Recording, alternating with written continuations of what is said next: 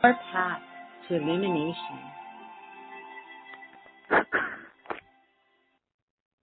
Hello, and welcome to Academy for the Soul Discovery Healing Series. This is our Sacred Summer Healing Series, and I'm your host, Amanda Hopkins. We're so happy to have you here today.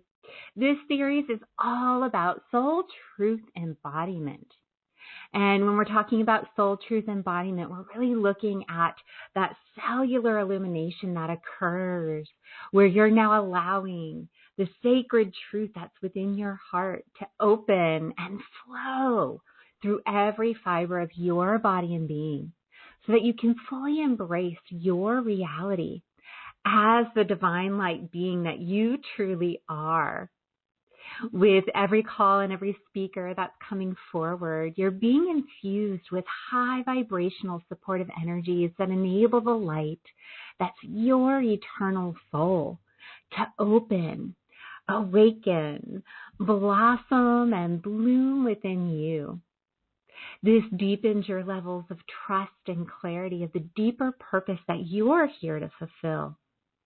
And full receptivity that you, as your unique soul resonance, are an offering and a gift here on the planet. Today, to facilitate this deeper understanding, we're so fortunate and blessed to have Beth Herndobler here with us. Let me share with you a little bit about Beth. She's a former trial attorney turned energy healer and intuitive spiritual coach.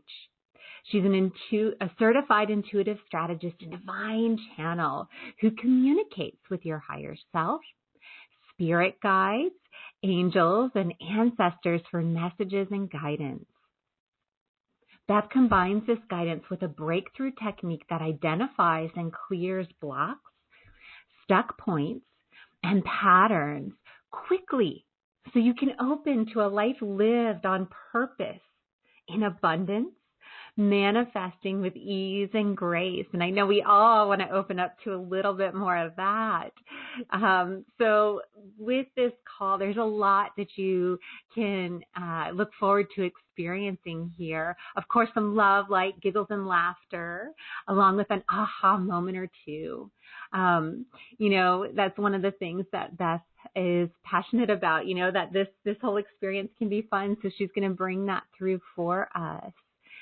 You'll have an experience of your frequency being tuned up in a brand new guided, energetically infused activation with sacred geometry that takes place in the quantum field, but all that is.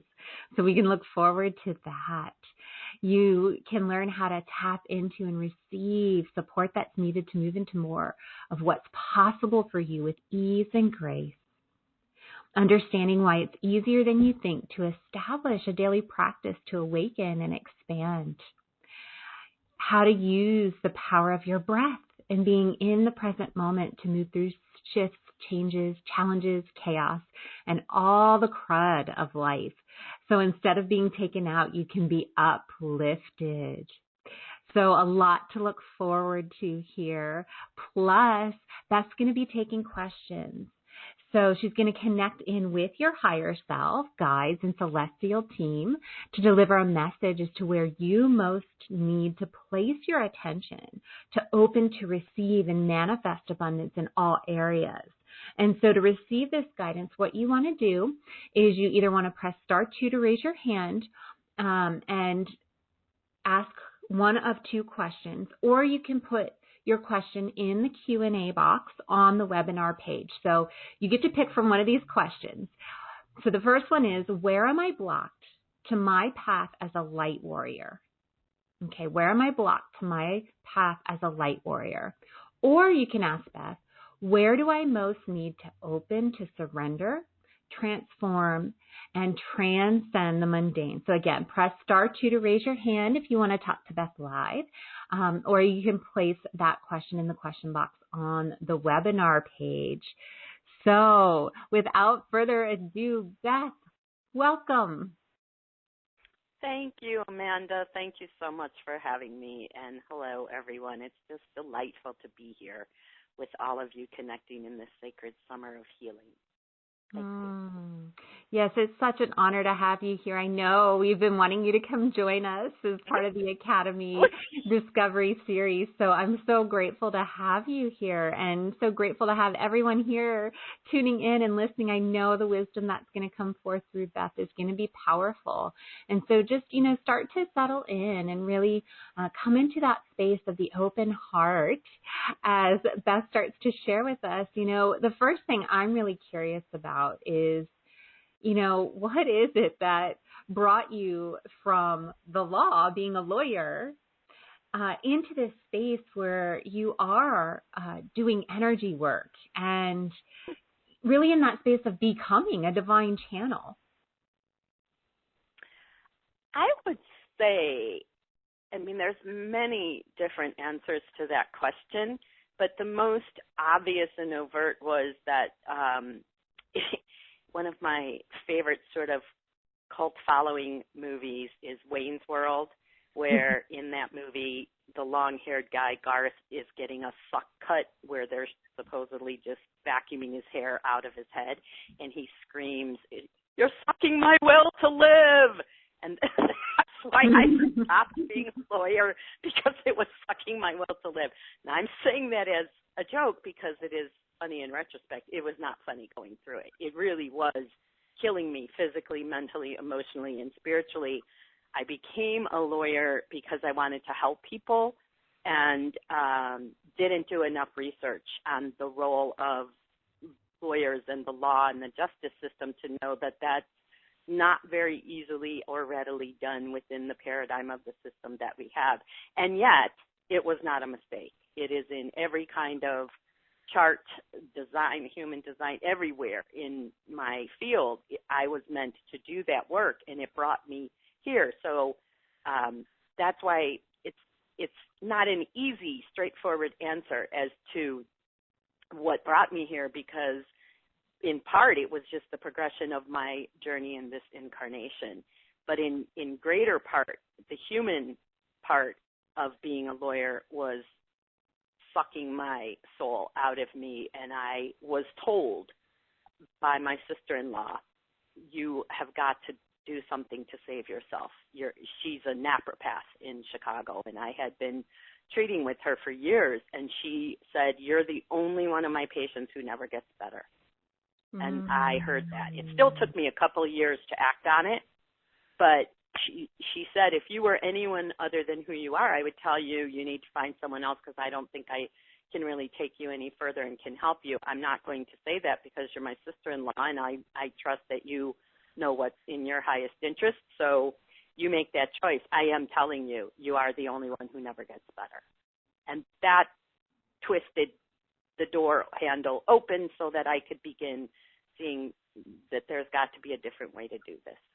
And there was, and here I am. You used to be an engineer, so we stand very strongly for the proposition that if you need change in your life, change is possible if you get over the fear of the unknown and just begin letting your heart lead and then directing the masculine, that mental mind, to follow, not letting the mind run. Because if I had let my left brain, mental mind, egoic self run, I would not be here. I would still be miserable as a lawyer because it didn't make sense. It didn't make any sense to do what I did.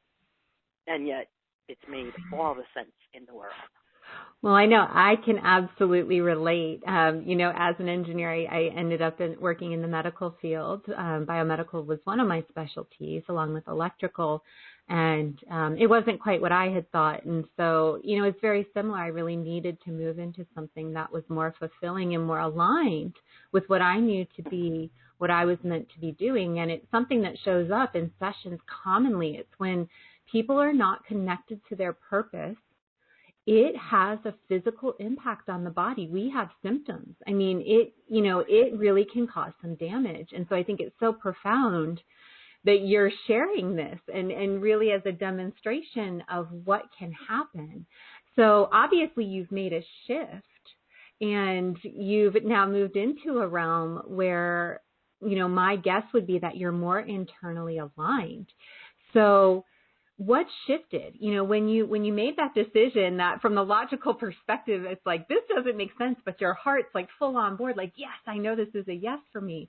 What has shifted? What has that transition opened and awakened within you now that's different from where you were at that point in time? Wow, that's a huge question. It sounds very small, but I mean, it seems finite, but it's actually huge because I'm still the same person, but nothing is the same. I had no regular daily practice. I learned how to meditate and do yoga as a teenager, but in my early 50s, when I was in the process of realizing that because I searched for years for jobs and got a job outside of the trial practice, which is, you know, a pretty unique kind of sort of maverick business that is pretty much not healthy, even if you are in alignment to do it. It's real hard to have a healthy lifestyle with the demands of being a trial attorney. So even after I got out of that, I still wasn't in alignment and was not, you know, taking care of myself. I was not eating right. I ate okay, but not really. I mean, I wasn't like a huge junk food person, but I was eating all kinds of things that weren't healthy for me. And when you're drinking too much, I mean, that right there, there's nothing healthy about that. So all that had to shift. I had to move. I had been physically, well, I say physically, but also energetically and spiritually drawn to the area I live in California now since my oldest daughter was 3 and I first came out here to visit friends who had just moved here. She's now 42 and I moved here 9 years ago. So you guys can do the math for, in fact, the friends who moved out here, when I finally did move, my best friend from high school, her husband said, well, you're only 23 years too late. And I said, what are you talking about? And he said, well, when we left, you said you'd be here in 2 to 5 years, which was, I always had a 2 to 5 year plan. And I started laughing. He said, yeah, well, you made it, but you're 23 years. It took you 23 years longer than you said. So everything had to shift once I got here to align with what drew me here, a stronger relationship to nature, to Mother Earth, a stronger relationship to the heavens, a daily practice that included meditation, grounding, yoga, walking in nature, all these things that I had to bring into and prioritize in my life, as well as changing my diet. And I drink on occasion, but mostly don't, because it takes me out of alignment. So basically, that's the short answer to that question. I was not in alignment energetically or spiritually when I was in Chicago and was a lawyer. And when I moved here, I had to shift into being alignment, into being in alignment and surrendering into what the divine calling was for my life. My mother went to the Barbara Brennan Energy School of Healing in the 80s when I was in the late 80s, right after I became a lawyer. And I remember being intrigued by it and being interested in it, and yet I had wanted no part of it. I was not going to teach. I was not going to do anything with energy work. I was not going to do anything woo-woo. I was not going to be that weirdo. And here I sit, proud of my weirdo status. Right. Well, it can be frightening and it can be scary sometimes to really start to step into the unknown, and that's what the energy is. It's not something that we're commonly taught in school or even from our parents. Most of us, you know, my daughters are a different story. They're very much taught all these things, but you know, for most of us, it's not a common occurrence to really understand the subtle realms and to understand about energy and how practical it actually really can be and how it can really make sense when you open up and have those inner senses become more heightened. So when did you first really start to open and discover your connection? I know you have a strong connection to the angelic realm. When did you start to discover and open that up? Well, that aspect was always there. When I was really young, I was raised a Catholic, and I wanted to be a nun. And I thought that was, you know, the best way to do it. And then there were things that happened in the neighborhood where I lived on the south side of Chicago. When I was in 7th and 8th grade, the neighborhood was blockbusted, meaning the realtors came in and used racist baiting to scare the homeowners into selling. And very quickly, the neighborhood turned from mostly white to mostly black. I moved. My parents were divorced, and I moved with my mother.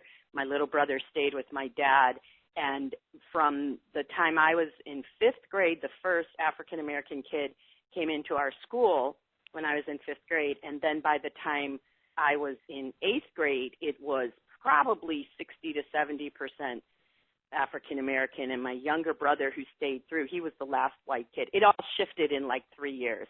And there was so much racism being preached from the altar that I just let it all go and said, I can't be a part of a patriarchal, I didn't have these terms then, but I can't be a part of a patriarchal system that preaches that we are all one and all equal and love your neighbor as yourself, but not the black people. I mean, we had race riots. We had everything going on in that neighborhood at that time in a microcosm of what's playing out all across America and all across the globe. And that threw me into a state of spiritual wandering and disengagement, because what had soothed me and the voices that I heard from the angelic realm when I was at Mass in church and just by myself, and I used to love laying on the ground and looking up at the sky, and I would hear the angels then. I never talked about it with anybody, but it didn't bother me, didn't scare me. It just was. It was the way that it was. And then all that shut down in that middle school period because the humanness that occurred around me that disheartened me and disillusioned me from what I had seen as my spiritual path just really changed everything in my life. And then for many years, the only time I connected with the angels was when I was in danger. There were many times when I had done really stupid things that we don't have enough time to talk about now, but let me just say it was the 70s. I was totally into the drugs, and I really didn't get the concept of don't drive when you've done these things. So there were a few incidents where I knew very profoundly that death had been avoided because of the interference, if you will, the saving from the angelic realm.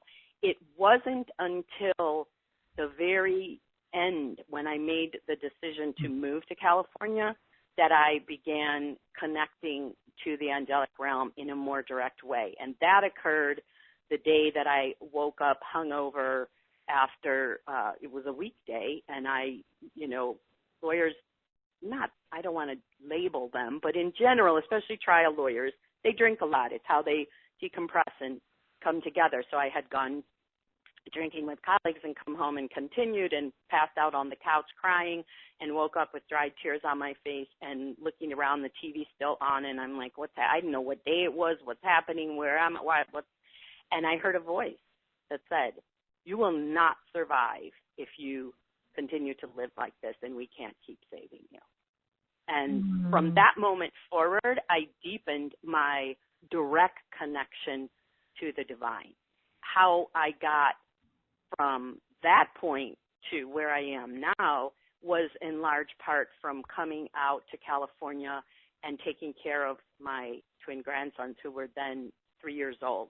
And we lovingly call them the Buddha and the Buddha or the hippie, and the Buddha boy or the hippie and the accountant, because one is all about how you navigate the material world to get the landscape clear so you can mountain bike and snowboard and surf, but still eat sushi, because this is his paradigm. He wants to eat well, but live that way. And so he's always trying to figure out how to do that, where the other guy is just completely in tune with nature. He talks to animals. We had the most amazing experience the other day of him talking to a wounded peacock. It was absolutely stunning to watch. And this is a little boy who just does this. Nobody's talking to him about any of this stuff. So when I first came out here, I was still running all the old programs. Even though all we were doing was meeting folks at the park, we had a schedule. We had to stay on task. I had a list. We had checking stuff off, what we're doing in the day. And then one day he said, while we get going, that was quite a morning, they wouldn't get dressed and they're throwing things at each other and I'm ready to just blow my top and it's, 7:30 in the morning and I'm going to have them till 7 or 8 at night. And I said, if we don't get going, we're not going to make it. Now, really, those words, if we don't get going, we're not going to make it to what? Meet the neighbors to go to the park? I was so wound up and so in my left mental mind that I couldn't just be. I was distraught at 7:30 in the morning, ready to smack these kids, which I don't believe in hitting kids, but that's how I felt. Until finally he said, while we get going, can we look at the dirt? And I was like, oh my gosh, what are you talking about? And then something happened and I felt a buzzing like I have right now at the top of my crown. And I said, why do you want to look at the dirt? And he leaned forward with his underwear on his head, standing naked on top of my couch, and looked at me eye to eye, soul to soul, and whispered, there's treasure in the dirt. And I got a full body chill. And I said, okay, we are going to suspend everything here, and we're going to look at the dirt, but you guys got to get ready in 1 minute. And by gum, they got dressed. We were outside looking at the dirt. He's showing me all the treasure in the dirt, whatever it was, little rocks, a seed, maybe a bead. It didn't matter. And the neighbors came and found us. We spent about an hour looking for treasure in the dirt and then went about our day. And from that moment forward, without having the words to it, I realized how not present to the moment I was and that that's what I needed to do. And once I worked at releasing that, leaning back, because I had just moved here, so there was a lot of, I was sad and depressed and scared a lot. Like I had given up my entire life at the age of 53 to come out here. Yes, my daughters lived here, my grandsons. I had a couple friends who had been out here, but I uprooted my entire life and came here to do it a different way. And I was pretty much depressed a lot because I didn't know what was going to happen or how it was going to work out. This was a temporary thing to take care of these kids, and what was I going to do next? And so I was either leaning back to what I had left or leaning forward to, oh my gosh, what's coming? I had no sense of the present moment.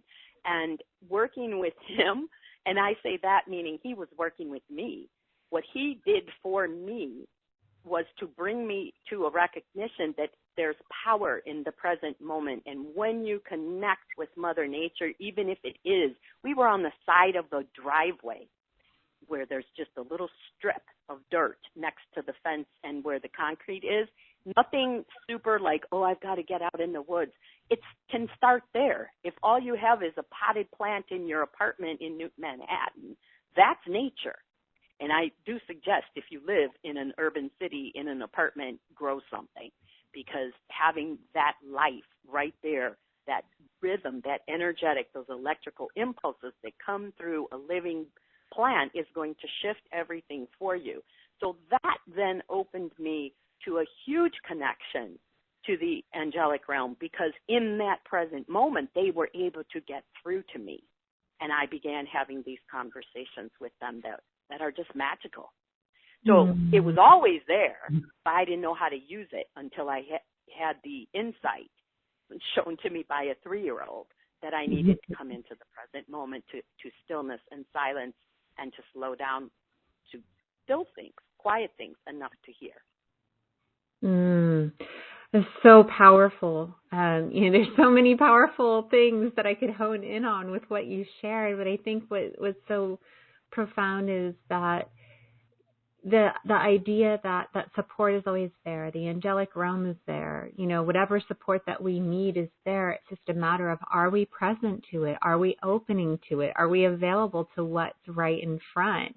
Or, I love when you said leaning back or leaning forward. I think a lot of people can relate to that sense of trying to get somewhere or wanting to get back to a feeling or an experience or a circumstance that was had in the past, rather than just being present to what's wanting to open within. And I think children are such a blessing in that way, that so often they really are just present to what's happening right now. And that's why they're all over the place emotionally. They'll be happy one minute, sad the next, and happy again like nothing happened. So it's such a beautiful, beautiful example of how when we do become present and when we allow that childlike energy and that joy of, like you said, it never has to be anything kind of quote unquote spectacular. I'm always amazed with my daughters about how they'll see, the things that they perceive and see, even if we just go for like a walk in the neighborhood, like a 5-minute walk, what they perceive is very subtle. And there are things that I don't always pick up on. It's just so beautiful. And what that really starts to bring to mind for me is that now you've opened up to this angelic realm, you're more present. And so we fast forward a little bit. Now you're starting to get downloads of sacred geometry. And so can you talk to us a little bit about how that's opened you up even more and what's become available through you in the presence of this sacred geometry? It's very interesting how it came forth, because I ran the program, which probably was partially true, but then it became a story and a limiting belief that was reinforced by my brothers and cousins and male cousins and those around me that I was no good in math and science. And so and yet the class that I was most drawn to was physics. And that didn't light anything up in me at the time. In high school, it was physics, and then in college, it was earth science. And those two together are so important in my work and my connection to the universe now. But back then, I didn't have any idea. So a few years ago, during meditation, I started seeing numbers, and they were kind of floating in sort of abstract, no seeming, like, what is this? What do these numbers mean? And then they started moving into a spiral shape and just random numbers. And somehow, after the first couple times that happened, I knew, and again, I think this is in part the angelic realm coming in to open my mind, my eyes, my ears, all my senses to my connection to sacred geometry. It was also me slowing down and coming into stillness to a centered state of alignment with all of who I am, that I could release the information that was within me, that in divine, innate wisdom, intelligence that was within, that I wasn't able to access in my 3D human realm in school and studying. Because I instantly knew after the first time I just let it happen, but like the second, I think it was the second time, at very most third time, that these numbers started flying around in my meditation, and I said, that's the Fibonacci sequence. And I remember afterwards, like, what you talking about, Willis? I don't know what you're talking about. How do you even know? I mean, I knew that term, but then I just let it go. I didn't do anything. And I happened to be traveling to Chicago, and I'm sitting in my mother's living room, and I looked, she's got tons of books everywhere, and I looked to my right, and there's a little, sort of like a pocket coffee table book, if you can imagine, pictures, and it wasn't a serious math book, but I picked it up, and I opened the page, and there it said Fibonacci, and it gives me the whole thing. Now, if that's not divine intervention, I don't know what is, because in a house that's crammed full of books, I turn my head one way one moment, and I see this book. And I asked my mom, how long has that been there? And she said, I don't know, years it's sat there. And years I've been in my mother's house, and I'd never seen it. And so I started studying it, and the more that I learned about this infinitely expanding, exponentially expanding sequence that is the Fibonacci, the more things came through. And then there was a pause. It was what I realize now, a time for me to absorb both physically integrating that work at those higher quantum levels, as well as to just allow for the timing to align. And then about a year and a half ago, I started getting these downloads. Typically, I would be at a retreat or, some extended, really deep meditation where I had maybe taken a day or two unplug with electronics and just really giving myself a personal self-created retreat. And then I would come out of these meditations and just jot down. I'm not a real good artist, but I can, get the shape and the figures of them. And then I would get these words, like what's in the offer, my package offer.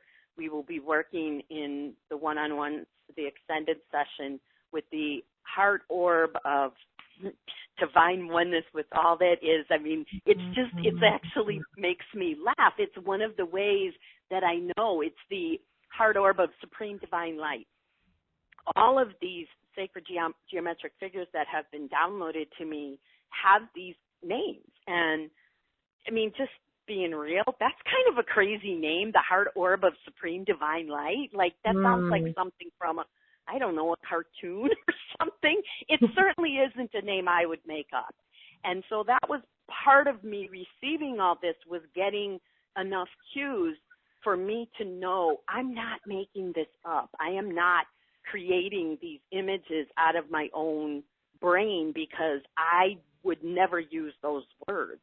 And the extended nature of these designs are just, they're profound. And so in understanding how to work energetically with these figures, these images that are crystalline structures full of divine light and energy, it has just exponentially expanded my work, my ability to help my clients and students, and as well as myself. And here again, we bring the Buddha boy back into the picture. Thank you. My team just reminded me 2 years ago, maybe a year and a half. I think it was only a year and a half, 2 years ago, close, somewhere around there. He was really sick, and I had been asked to come take care of him. And we started talking, and I said, a colleague of mine told me that you see symbols. See, now normally his brother, the twin, is always there, and you can't have these kinds of conversations. But when it was just he, and he was sick and he was laying there, we started talking. And I said, I hear that you see symbols on people. And he looked at me with those fevered eyes, and he said, yes. And I said, what's mine? And he started drawing it with his finger. And it was a flower of life, which I had felt many times in meditation. And then I looked up the image online and showed it to him and said, is this it? And he just nodded and said yes. And then he was pretty much done. But that was a pivotal moment. And that's what I teach people all the time, is you have to take that first step. Whenever that happened, it was before I had gotten anything. The Fibonacci had happened, and then there was this long pause. Then that happened, and when I began exploring sacred geometry after that experience with him, not thinking that it was going to be anything for me, but just trying to understand how a person can see symbols. Like, if he looks at you, Amanda, he's going to see something. Whether he can describe it or not is a different issue, because he's not studying sacred geometry, so he's not going to be able to say it's Metatron's cube or it's this or it's that.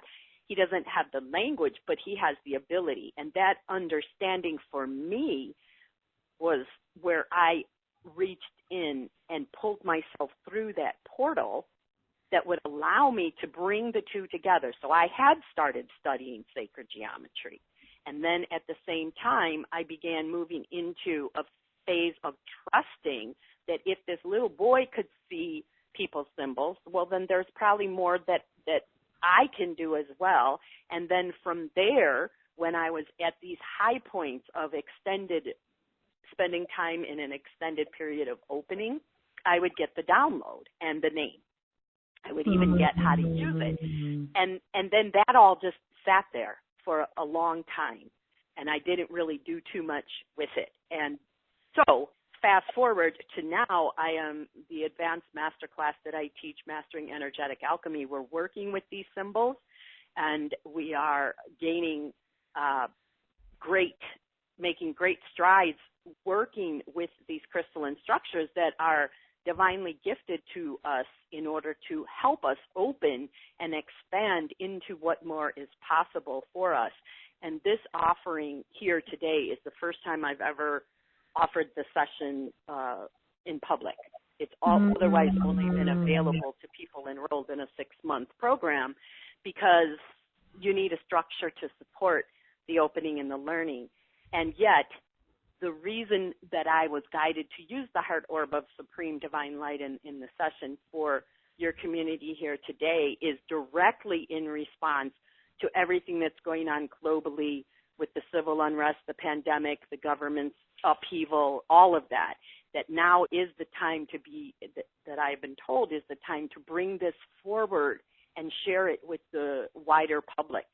And in all of that, I think if you really listen to what is being said between the words, is if you slow down, come into stillness, allow yourself to trust that the divine has only your highest interest at heart, and if you surrender into committing to fulfilling your divine missions, what's in there waiting for you to be ready to come out, it's going to come out. And you're going to see more how to live your life on purpose. What is your purpose?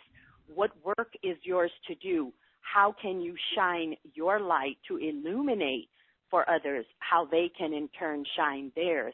That surrendering into allowing the divine to come forth through you is key to that. Because if I had stuck with the idea, I'm no good at math or science, I wouldn't have been able to make the connections with the quantum field that I have. I wouldn't have, although geometry was my favorite math class, I always thought that was wonderful, but I wouldn't be able to open to being a master sacred geometrist if I had stuck with those old ideas, limiting ideas, patterns, and beliefs that I was no good at math and science. I wouldn't have been able to open to what I am.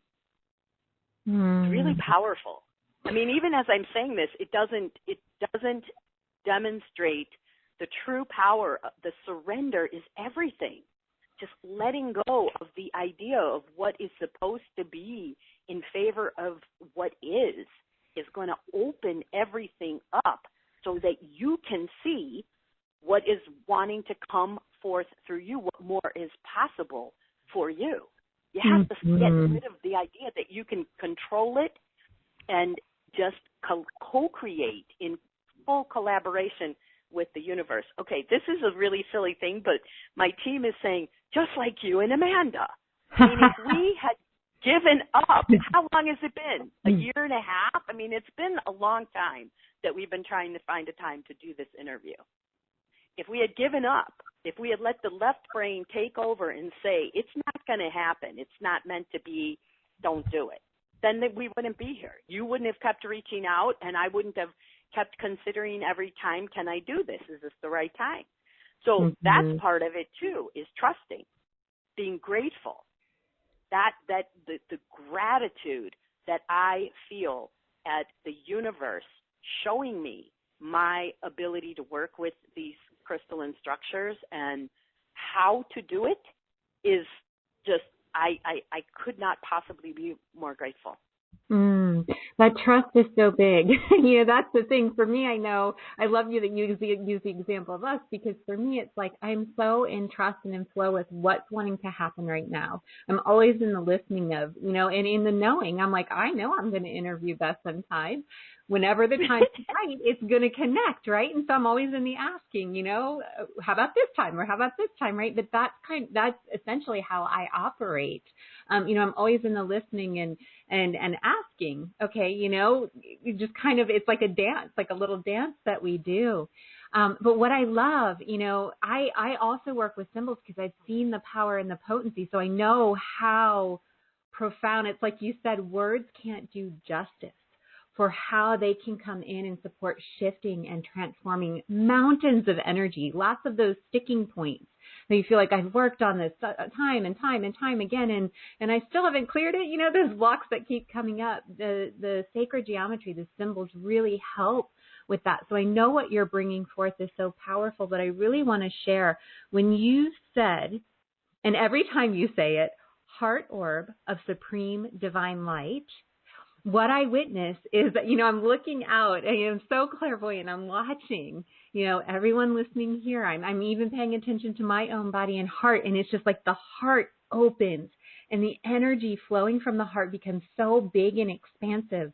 that the only thing that becomes visible is that own inner guidance and truth, and that joy of that and the light of that. You bring that joy through so beautifully. So, as I'm witnessing, I want to bring that forward because it's a beautiful, beautiful, just kind of like translucent, sparkly energy that has so much power and so many high vibrational qualities that it's really, really gorgeous and magnificent, but also really opening for the body. So, it's so brilliant. So I thank you for bringing that forward, Beth, and bringing that and making that available for us. Thank you for pointing that out. So everybody, just close your eyes real quick on the heels of that brilliant energy that Amanda has illuminated for us. Just take a deep breath in, and on the exhale, let go of all the crud, everything that came before this moment, and just breathe in that heart orb of supreme divine light. It does not matter that you don't know what it looks like yet. It does not matter that you know anything or not about it. Just receive it in your heart and allow it to cascade up and down through your body and out around you as you receive the frequencies of the heart orb of supreme divine light. And just bearing with me a moment here, open your palms, arms straight out, palms up. Spread your heart a little bit more open to catch that energetic wave that Amanda described as you repeat after me. I am open and receptive to all good now. One more time. I am open and receptive to all good now. And the last time. I am open and receptive to all good now. Now draw your hands above your head until the palms face each other, almost touching, not quite. Feel that energy of the heart orb of supreme divine light. Draw your palms down towards your crown, bringing all that delicious energy into your crown, and then bring them back in front of your chest in prayer position, just feeling the sensation, the energetic electricity of connecting with this sacred structure, this crystalline structure that you don't even know exactly what it looks like, but it's still there for you. And then you can just let all that go. That's how easy it is if you just take the time in the moment. I talked about it, Amanda felt it, saw it, and explained it. Then I in turn said, hey, here's an invitation. The divine is making an invitation. Let's come together right now. You could do all that in one breath. If you make this work part of your conscious daily practice, you can tap into it just like that at any point when you need it. That's the power of it. That's the power of the energetics of working in the quantum field. And that's why I love it. It's so potent. So much better than going to court.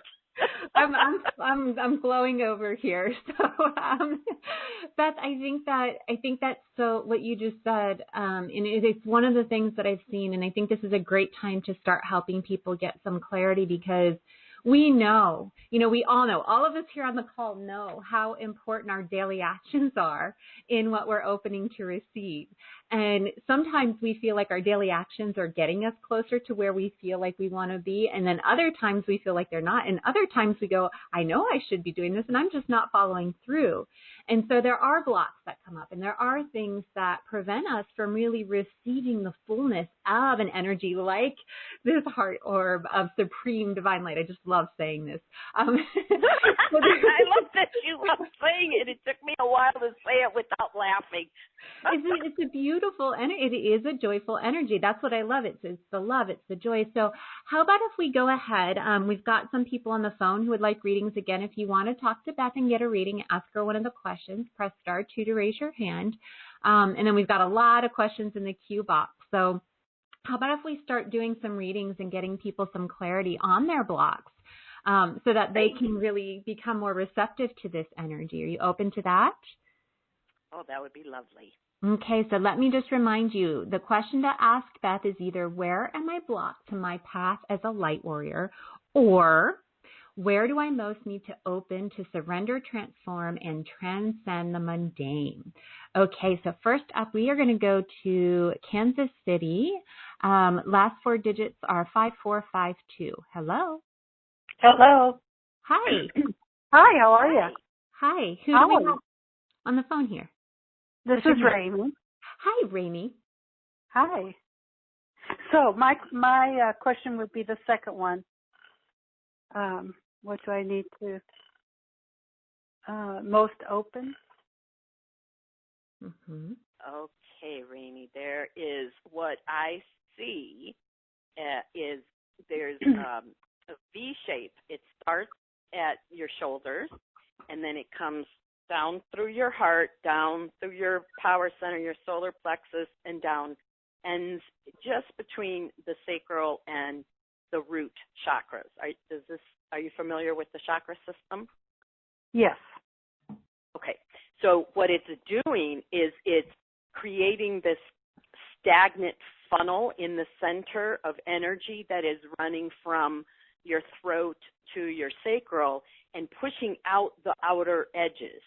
So you want to release this separation, this V that is separating into three sections, that area between your sacral and your throat, where it should be one fluid thing. So really quick, and this may not be enough, but we're being called to do it. Just close your eyes and imagine the hands of your higher self coming up under your root. Get a sense of that V line. Do you have a sense of it from your shoulders down to just below your navel? Okay, yes. Now see the hand of your higher self reaching up and grabbing that V and popping it out like you would pop a sheet after you take it off of a line. Uh-huh. And donate it down into the earth, letting it go. Okay. And now take your right hand and you're going to make one big swooping figure 8 all across your torso, from your root up to your throat, and you're just going to keep swirling that energy from your palm. Your palms have a lot of healing energy in that sacred 8, and then let that go. Feel into the energetic flow. There you go. Some nice deep breaths. And so, Rainey, going forward, you want to keep your attention over the next several days on that area between the root, the top of the root, and the throat, and do those sacred 8 motions over your torso as needed to keep the energy flowing and harmonizing so that you're not split into 3 sections, which obviously if you are split into 3 sections and instead of flowing, your energy flowing consistently and opening, it's going to be really hard to transcend and transform anything because your system is fighting against itself. So surrendering into this alignment and into allowing yourself to trust that it's okay for your energy centers to communicate with each other is going to really help you open to surrender, transform, and transcend all the 3D mundane stuff. Beautiful work. You let that go really nicely. Thank you. Okay, thank you. Beautiful. Thank you. Thank you, Rainey, for calling in and bravely raising your hand. My pleasure. And I should have said this before, but I didn't think of it. As we're going through, there's an M field created by all of us coming together. So the people that get called on, the people who are brave enough to raise their hands and get called on to work with me, are always there for their own needs as well as a representative of the group as a whole. So if you're listening when we're doing any of this, feel into whether it resonates with you. And if it does, do the work that we're doing so that you get the benefits as well. If it doesn't feel like that's for you, then just hold space for the person that's on the call, because they will be that symbolic standing for example of all the rest. For sure. I for sure saw some spines opening up beyond yeah, your right? me there. Next, we're going to North Carolina, last four digits, 6019. Hello. Hello. Hello. Hi. Hi. Hey, this is Stephanie. Hi, Stephanie.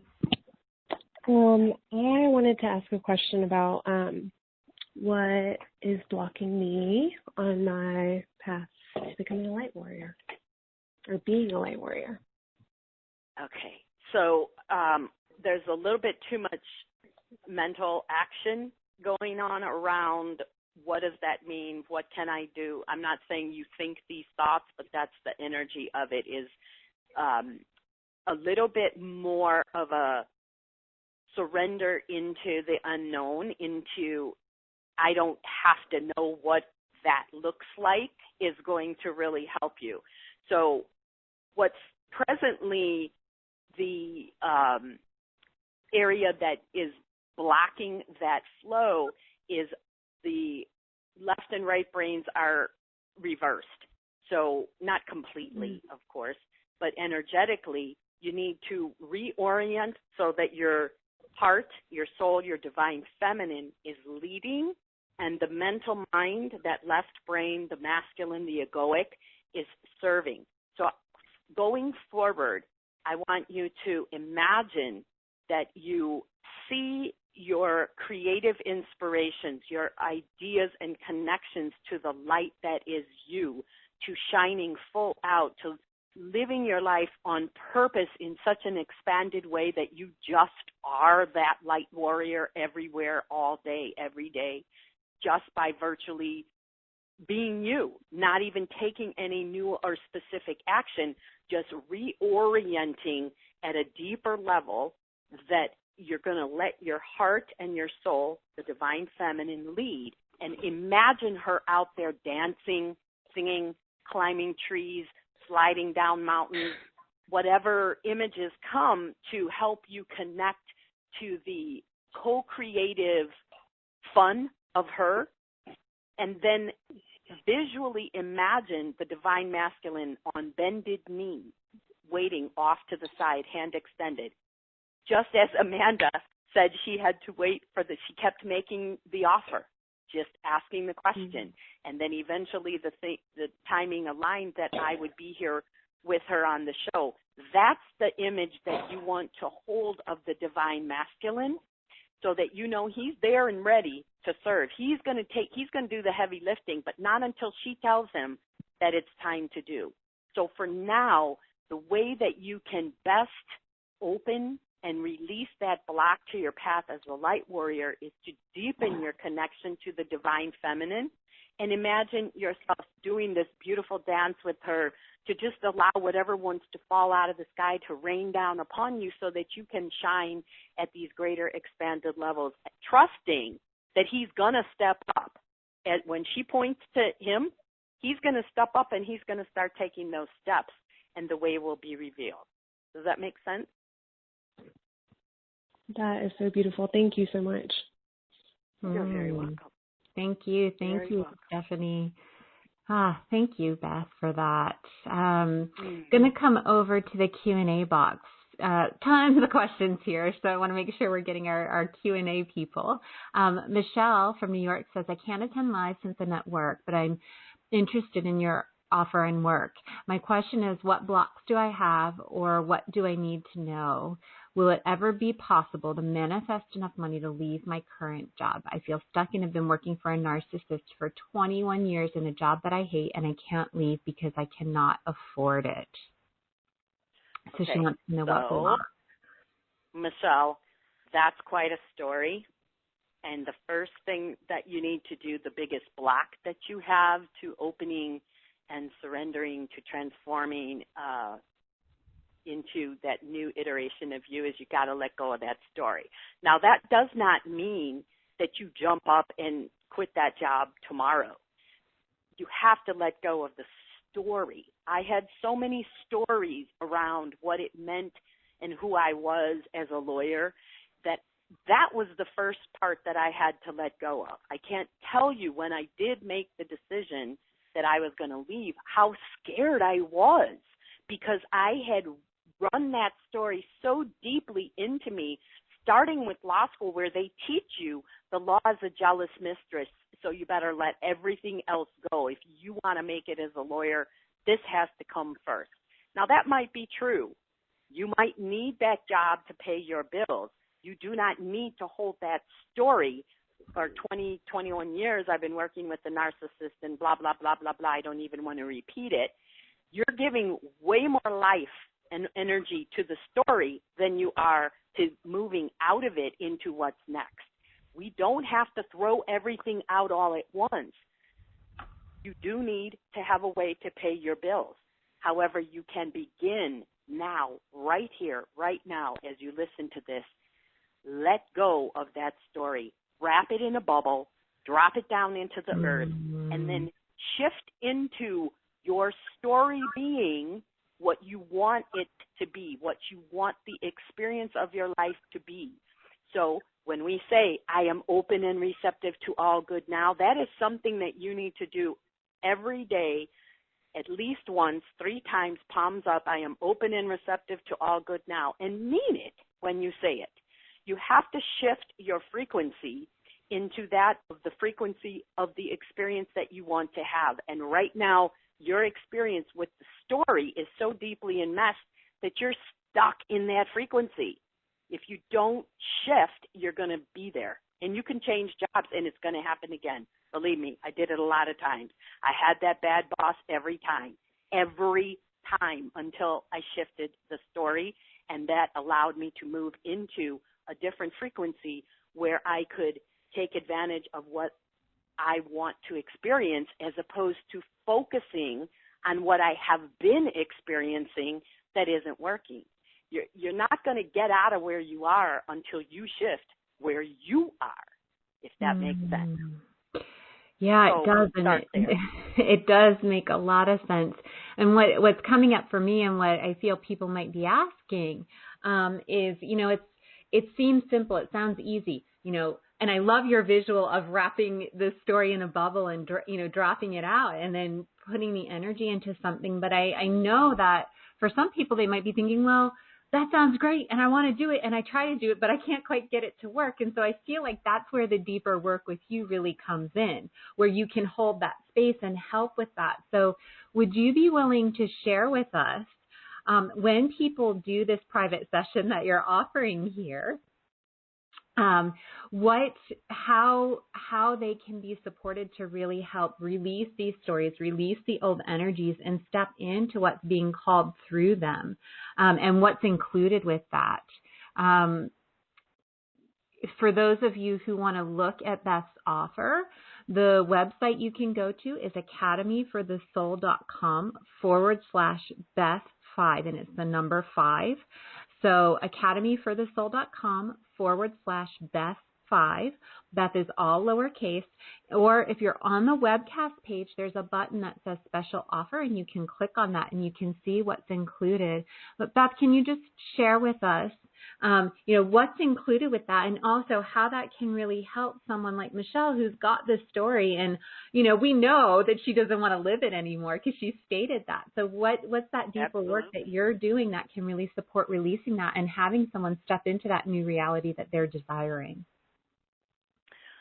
So in this session, the one that is offered here for the first time, Anchoring the Truth and Light of You with the Heart Orb of Supreme Divine Light, we will work, the work will be tailored to your specific needs. So you can even see from just the 3 people that I've engaged with, they've each gotten a very different answer. Some was energy work, this was more of like the spiritual counseling.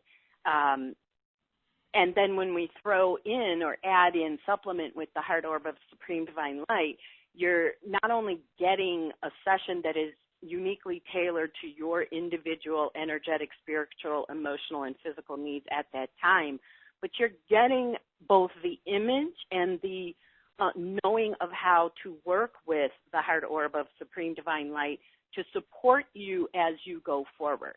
You'll also get an MP3 recording that you can cue up to the part where we actually work with that piece of sacred geometry so that you can use it over and over and over again to expand your ability to connect with your heart and with the divine light that is you, connecting it above with all that is and all you are here to be, do, have, and create. So you get the work in the moment with me in the present, and then you get the ability to redo it, to listen to it over and over and over again until you've gotten everything that you need and you no longer need the support of that specific work with the heart orb of Supreme Divine Light.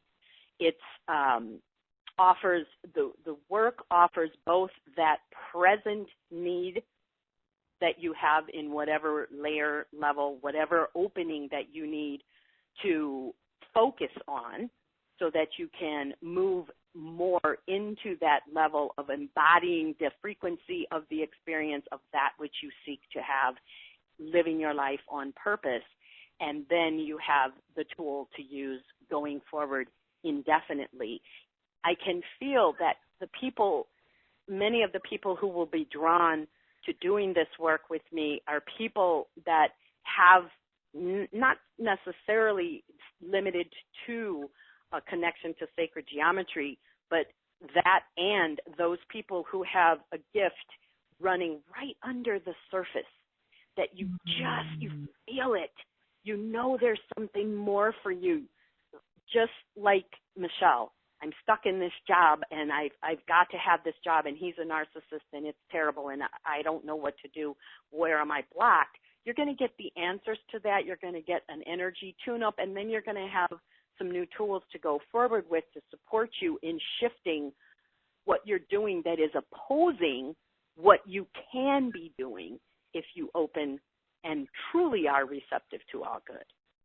So these sessions are unique and individual to each client and yet provide an overall structure of support going forward that you can access 24/7 by just hitting that recording button or hitting that replay button, I should say.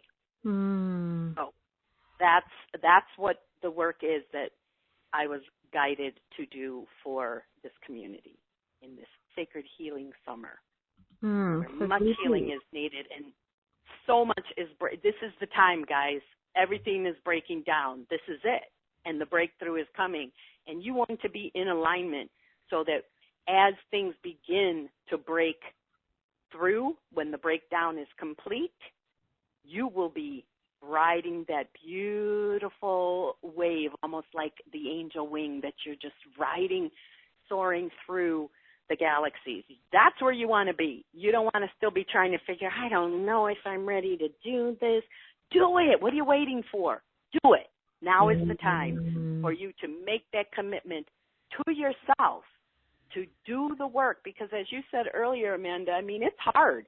I could not have gotten here without a lot of help. I've had several people that I worked with extensively and many others that I worked with a bit here and there. There's a lot of people out here doing this kind of work, and it's important for people to tune into who they resonate with. And when you have that resonance, you also said this earlier, Amanda, you have to listen, hear it, and then take action. Hearing it is listening to the divine feminine, and then taking action is employing the divine masculine. So you need both steps. If this offer and working with me resonates with you, then take the plunge and let's do the work, because we all have to constantly, it's like breathing. You're never done breathing. You're never done drinking water. You're never done doing your work. Right. Am I right? Absolutely. Well, and that's, as you were talking, that's one of the things that really struck me. I love the idea of being able to work with the sacred geometry on an ongoing basis, because I'm always thinking of things in terms of the body. That's just my passion. I love working with the body. And when we think of physically, like you said, we always have to drink water. We always have to have some nourishment coming in. When you go to the gym and work out and you're working your muscles, they don't get ripped overnight. You're going. That's right. Consistently to build that muscle and keep it strong. And so as we open to the sacred geometry and we allow that to open our being, we're working our spiritual muscles. We're working our muscles that allow us to open more to that light that wants to come in and flow through.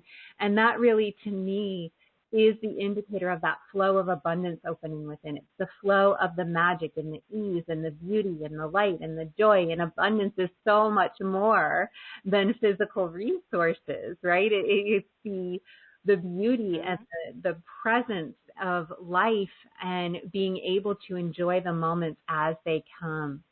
And so it's just so powerful to have that ongoing support with the deep work. But that deep work becomes so important when we feel like we're stuck or can't move beyond where we are. Having someone to hold the space and bring in this powerful energy that's personalized is extremely valuable. So I am in great appreciation for you bringing this through for all of us. So thank you for that. So you're very welcome. It's my privilege. Yes. Oh, so beautiful. I feel your passion and your heart that's so present in this offer of this work. Now you had mentioned a tune-up, and so I want to get to that. But are you okay to do a couple more readings before we do the activation? Yes, okay. let's. So Margaret T. from West Monroe, New York, says, "Hello, Beth. Where am I blocked to my path as a light warrior? Thanks." Hello, Margaret. Let me just tune in here. Okay, so the left side of your body is denser and darker than the right side. And it is very interesting because normally I would think, if I were thinking with my left brain instead of just receiving what's coming, that this means there's like a line down the center of you that is splitting you or causing you to move into an oppositional state of duality. But there's no line. There's just that the left side is denser and darker, and the right side is lighter and floatier. So it's as if you're going in two different directions all at once. Your left side wants to stay hunkered down in place, and the right side wants to get out there and fly and float away and zoom around to other galaxies.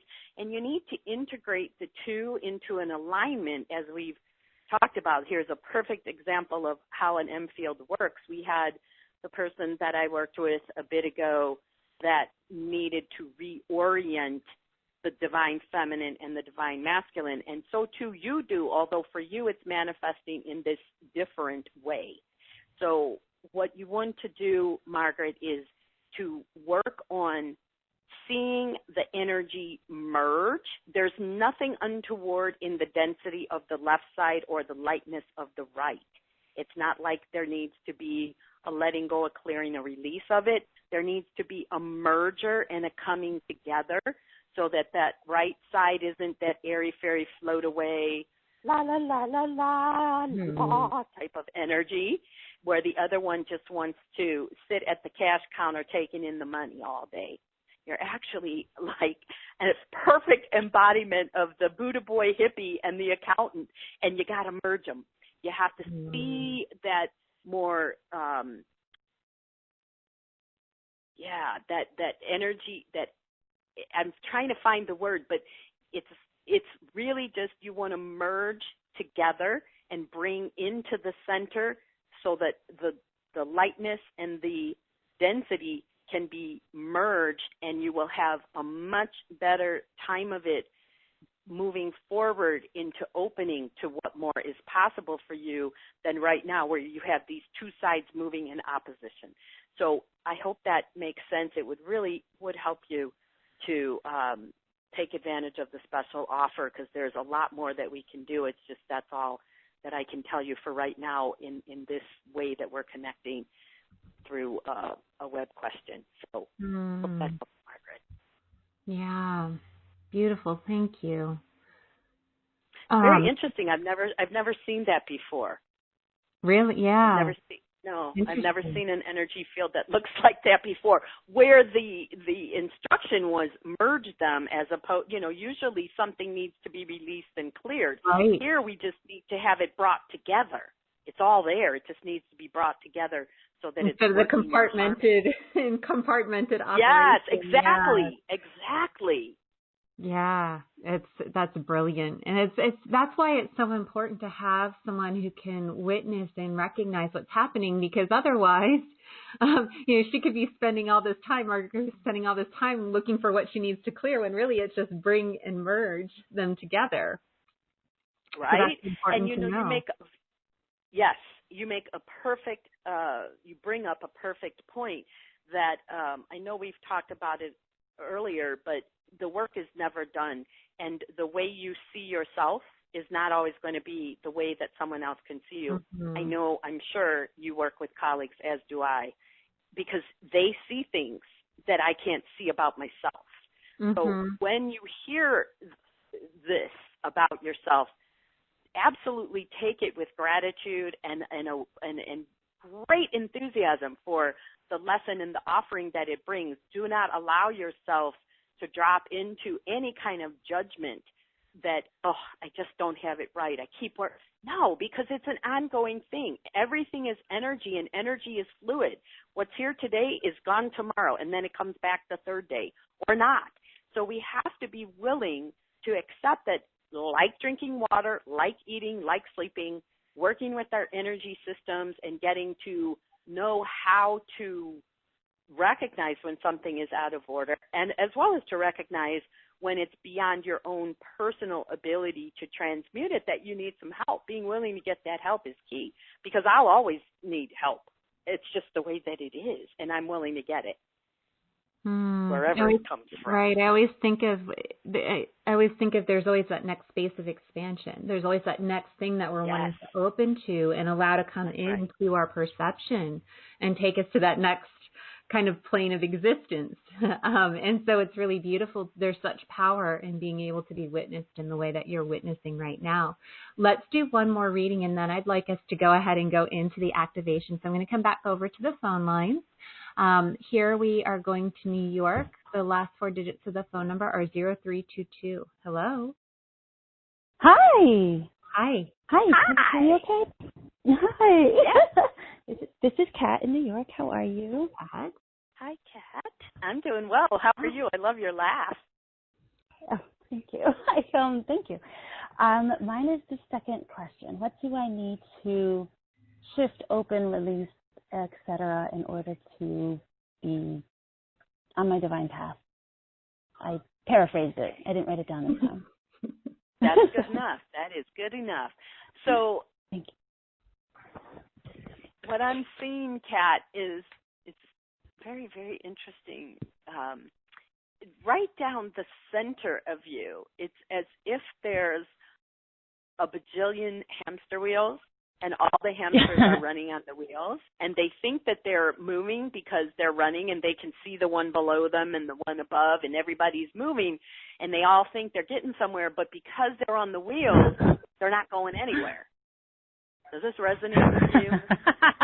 Absolutely. I love it. And so what you want to do is drop the wheels and let the hamsters run free. And then they're just going to run straight out of you. And as they run out, and this, Kat, would be really good for you to do last thing before you go to sleep at night, or first thing in the morning when you're really relaxed and just still laying in bed, and visualize, call them in. Just imagine a series of hamster wheels with hamsters running like mad, one on top of the other, all the way through your energetic field, right down the center. And then however you do it, imagine removing all the wheels. There'll be a little bit of shock with the hamsters for a minute where they're like, wait, what? And then you just say go down and let them run right out into the earth. And then as they exit, feel into the vibration and the frequency that is available to you by that movement actually being something other than running in place. And you'll be able to get somewhere towards your purpose. That's wonderful. Thank you. You're welcome. Let me know how that goes. Reach out and let me know, because that is really, you got a lot of energy in there. You just want to direct it to go in the way that's going to serve you. Yes, thank you. And I mean, what a great visual. Right? Definitely a new one. I've never heard about having all the hamster wheels running through the mind. I love it. Believe me, I never did either. It also shows the tremendous amount of light, love, and fun that wants to come out in you. So as you're letting the hamsters run free and opening your system to the flow that's available from them actually moving, you want to bring in that light, love, and fun of you throughout all of your system. Oh, awesome. Being happy is really going to move you forward faster towards your purpose. And right now, outside my window, big garbage truck, I don't know if you can hear it, but just let the garbage go, Kat. Let it go.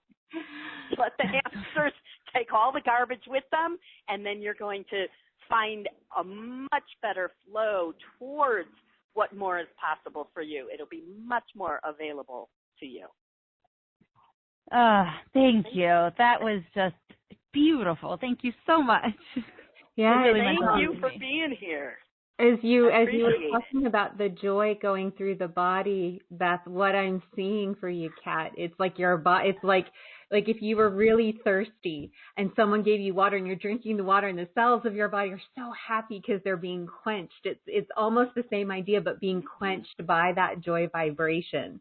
Like your body's really desiring and craving and wanting to take that in. And so that was what I was witnessing, even as Beth started to talk about it. Her just speaking it allowed your body to really start to open. So really brilliant. So thank you for that, Beth. And Kat, thank you for calling in and being here with us. Thank you so much. Thanks for picking me.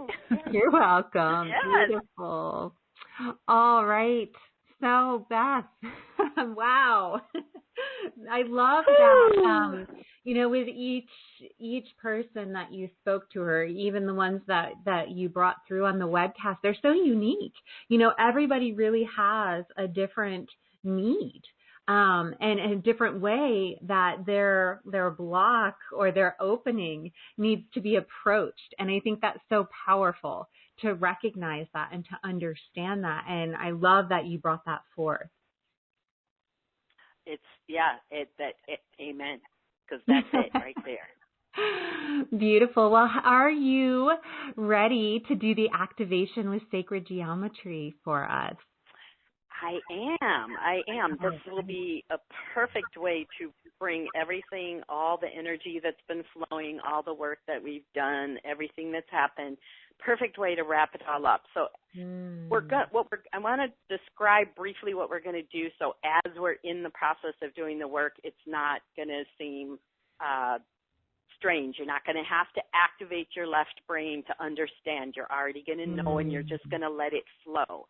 So the sacred geometry that we're going to work with today is a diamond, and we're going to create it by having the top and bottom points of the diamond be from the root and the crown, and then about either elbow, if you put your arms out to the side, if you have your arms up like robot arms to where your elbow is, you can either make the horizontal points left and right at the level of your elbow, or if you want it a bigger diamond to work with, then you would extend your hands out, arms fully out, and that outer point on the left and right is how you're going to extend the outer perimeter of the diamond. You can also draw the top and the bottom below the root and above the crown. This is fluid. Everything is energy. So allow your bodies, all four of them, mental, physical, emotional, and spiritual or energetic, to direct what is coming. Don't stick with what I'm calling forth. Allow yourself to direct what you need. Because what we're then going to do is, starting from the crown to the root, we're going to activate all 7 of the chakras out so that they connect left and right with those outermost points.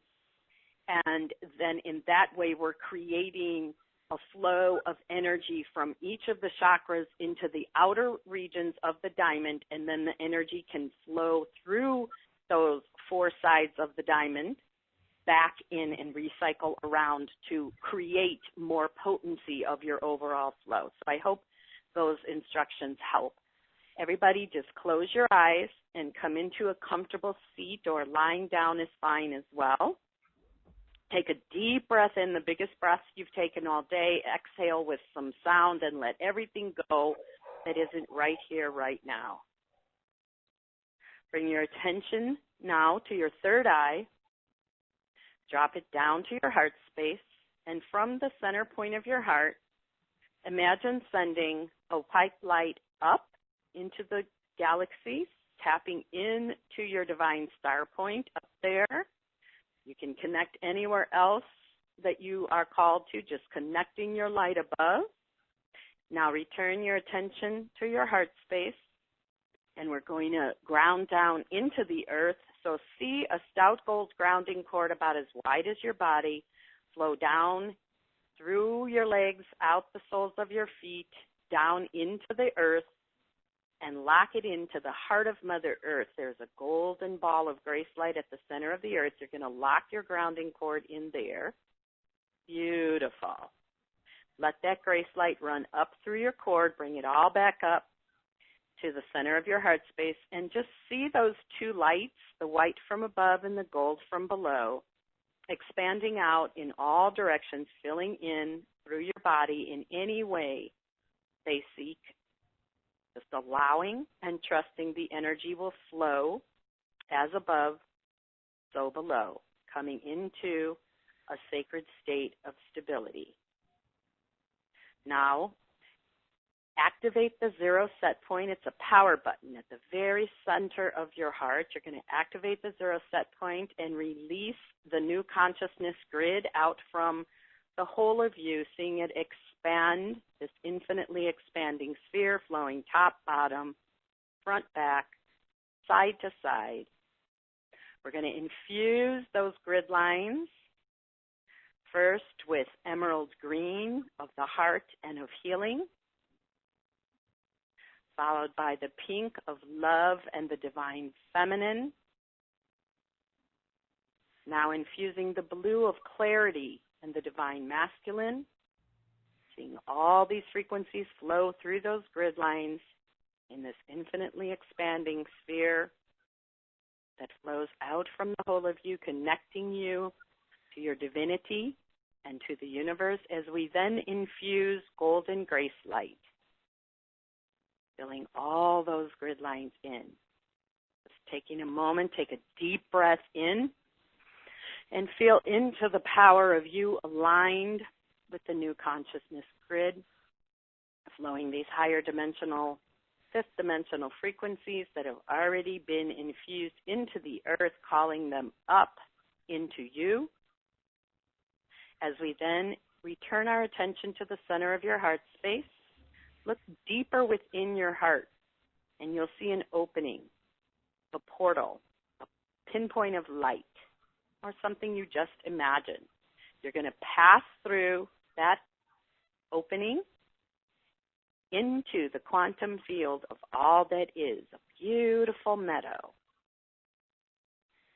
See yourself there in that meadow, taking in all the rich scents, sights, and feelings that are available to you in this infinite meadow of all that is. Notice in the very center, there's a circular white clearing. You're going to walk over to that clearing and step into the middle of it. Feel the sensation of this divine white light coming up under your feet and flowing in, through, and as you. Notice that you are encircled by many divine beings. Your team, your guides, your angels, your ancestors, all are present here to support you in opening to the diamond light of your chakras, flowing in perfect harmony and balance. Extending gratitude to all these divine beings who are here supporting you and holding space. As you bring your attention back to your heart space, feel into the sacred geometric figure of the diamond being drawn around you. See the two outer points extending beyond your shoulders horizontally, and the top in the vicinity of your crown, the bottom point in the vicinity of your root. For some, this may appear in 3D form, so there will be also points extending to the front and the back. However, this diamond is brought into you. Allow this crystalline structure, this sacred image, to connect with your field. Beautiful. And now, starting with the crown, see that beautiful white light activating front and back, imagining that you're activating the set point in your crown to rejuvenate and recharge your crown. And let the light, that white light from your crown, extend left and right to those side points. If you do have a 3D prism, then extend them front and back as well. Now move your attention to your third eye. See that beautiful indigo, that violet light. Press the 0 set point in your third eye, activating, recharging that energy center as you direct the energy to flow left and right to those points of the diamond that extend horizontally. Take a deep breath in. On the exhale, move your attention to your throat, activating the blue of your throat by pressing that set point at the center, feeling into the back and sides being activated equally, knowing that it is your birthright to speak the truth and light of you to yourself and to others. As you activate and strengthen the potency of your throat chakra, extend those blue lines out left and right, where in that corner of the diamonds they begin to mix and merge, to swirl and twirl with the light of the third eye and the crown. Now bring your attention to your heart space, to the center of your heart chakra, activating the beautiful emerald green of the heart and extending that light out left and right.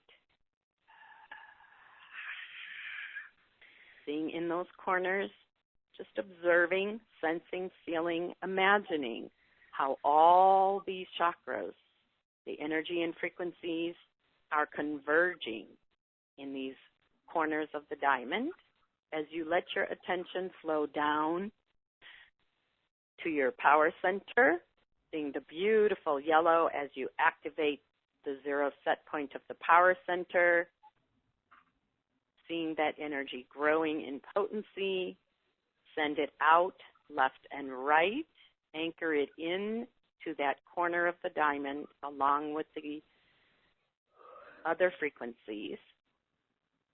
Now drop your attention down to your sacral, just below your navel, activating that set point, energizing, expanding the beautiful orange of the sacral chakra. Send the light and energy that creativity and fun of you out to the corners of this diamond crystalline structure where they meet with the light from above. And now drop your attention to the root chakra, activating that zero set point, seeing the beautiful red, the grounding energy of your root growing in potency. As you allow the energy, direct the energy from the root to flow into those horizontal corners of the diamond prism. And now imagine that you can step out of yourself and stand before yourself to bear witness, standing as witness observer to the energetic alignment and expansion of the diamond chakra energy, observing the flow and the frequency, the colors, any shifting in the colors from being conjoined with the other energy centers. Feel any sensations of heat or coldness, of tingling, any physical sensations brought on by this energy work. Just allow that and notice what you notice now. As you take a moment to pledge to this diamond chakra energy that you will continue to work with this piece of geometry, this sacred structure, to expand, align, and flow as one with the other, all the energies from your 7 energy centers. And now let go of that witness observer. Find yourself once again standing in that meadow, in the infinite field of all that is. Take a moment to extend gratitude and love to the many divine beings and ancestors who have stood and supported you in embodying the diamond chakra energy. Step out of the circle, walk back to that portal, pause before you enter it, and just look back, taking in the scene, all you have experienced and all you have seen here in this infinite field, letting it all just settle in. And now, pass through that portal to the heart space. Take a deep breath in. Let go with some sound. As we say, Mother, Father, God, source of all that is, all of our guides, angels, guardian angels, archangels, masters, and ancestors who have been here today to support us in this activation with the divine prism of the diamond chakra energy. For this we give great thanks and much love, and so it is. So it is very, very powerful and expansive, but also very grounding. You know, I really found as we were moving down the chakras, it's really allowing the body to connect in and really take in the energy, which is really what we're aiming to do here, right? Really bring that energy in and embody it at that physical level. Thank you. Thank you so much for that beautiful Absolutely. You're very welcome. And just as a little aside on the trust aspect, as of 1 hour before we started this call, the plan was something else completely. And then during my meditation, an hour before, they're like, no, that was as of last night, right, what I was going to do. But then this morning, 1 hour before we started, they said, no, that's not what's needed. Let's do this. I've never done this before. I just said, just show me what it is and let's do it. And they showed me, and then I did it. So that trusting is what Amanda and I have been talking about, that everyone needs to tap into, trusting that your connection to the divine, staying grounded and connected above, is going to help you open and receive. Yeah, it reminds me, there's a saying, and I'm totally not going to get this right, but it's something about when we make plans, God laughs, or something like that. That's right. Oh, my gosh. And did I see that when I, the extended version of my story of how I got from lawyer to here includes that. There were so many plans that never happened because the plans were all coming out of the left brain. Right. They were not in alignment with the divine. And then they just didn't happen until I finally just gave up, including jobs I felt I needed a job once I came out here. Jobs would fall in my lap and then they'd disappear.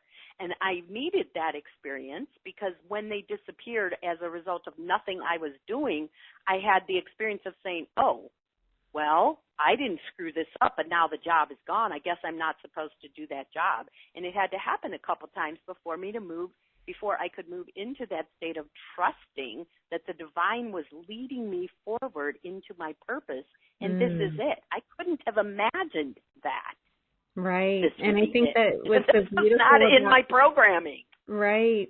And I think what's so beautiful is that what we're offering up here is the opportunity to get in front of it, so to speak, instead of waiting for the situations to happen. It's like, how can I develop that inner trust within me now and take the deliberate action, like you mentioned, feel the resonance, take the action, so that I'm creating it where I don't have to go through all these experiences because I'm being called to trust myself and I can't quite get there. How do I take that action, to really step into right now?